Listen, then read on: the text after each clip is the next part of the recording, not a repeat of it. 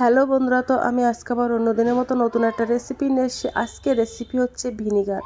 তো ভিনিগারটা আমাদের কম বেশি লাগে চাউমিন, পাস্তা, আচার, চাটনিতে অনেক সময় ব্যবহার করতে হয়।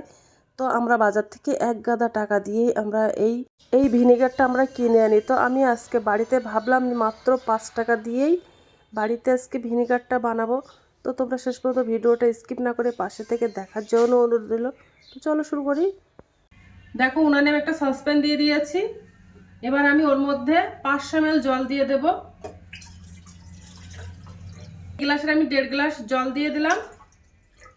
দিয়ে এবার গ্যাসটা অন করে নেব আর ভালো করে জলটা ফুটিয়ে 500 ml জল আমি 350 ml করে নেব।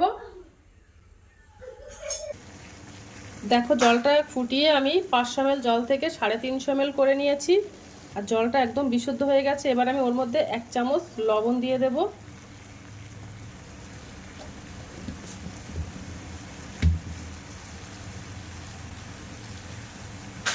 আর লেবু দিয়ে দেব।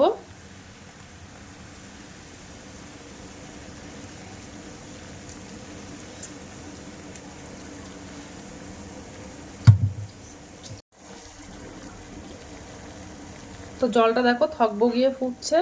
ভিনিগারটা বানাতে মেন আমার জিনিস লাগবে সাইট্রিক অ্যাসিড বা টক চিনি। এইটাই আমার মেন লাগবে ভিনিগারে। তো আমি এটা দিয়ে দেব। তো জলটা ভালোভাবে ফুটে গেছে, গ্যাসটা আমি অফ করে দিয়েছি। আমি এই টক চিনিটা এই চামচের 1 চামচ দিয়ে দেব। তো আমি এই চামচের 1 চামচ দিয়ে দিলাম, এর থেকে বেশি দেব না। এবার আমি একটু জলটা ভালো করে ঠান্ডা করে নেব।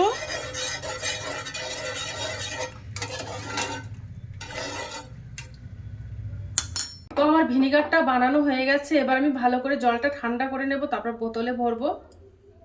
তো এই ভিনিগারটা ফাস্টফুড বা আচারের জন্য, চাটনির জন্য ব্যবহার হয় না, অনেক সময় পোলট্রিদেরও কিন্তু কাজে লাগে খেতে। তো অনেক সময় আমাদের পোলট্রির ফার্ম আছে, তো আমাদের বাড়িতে ভিনিগারটা লাগে। তো আমি এইভাবে বানাই, বাড়িতে বানিয়ে পোলট্রিদের খেতে দিই। দেখো, জলটা ভালোভাবে ঠান্ডা হয়ে গেছে। একটা গামলা বাটি নিয়ে নিয়েছি। এবার জলটা ভালো করে সেঁকে নেব।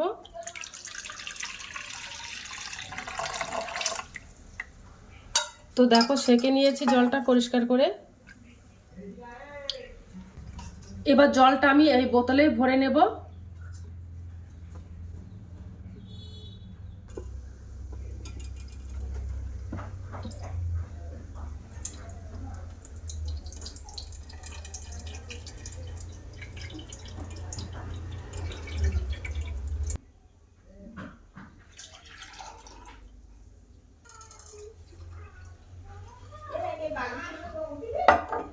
তো দেখো, আমার ভিনিগারটা বানানো হয়ে গেছে। বুঝতেই পারবে না দোকান থেকে এনেছি কি বাড়িতে বানিয়েছে, বুঝতেই পারবে না না বললে। এত সুন্দর হয়েছে। তোমরা একবার হলে বাড়িতে ট্রাই করতে পারো। এই ভিনিগারটা তোমরা সারা বছর সংরক্ষণ করে রেখে দিতে পারো। ভিডিওটা ভালো লেগে থাকলে আমার চ্যানেলে একটা লাইক, কমেন্ট, শেয়ার এবং সাবস্ক্রাইব করে দেবে। তো টাটা, বাই বাই, সবাই ভালো থাকবে, সুস্থ থাকবে।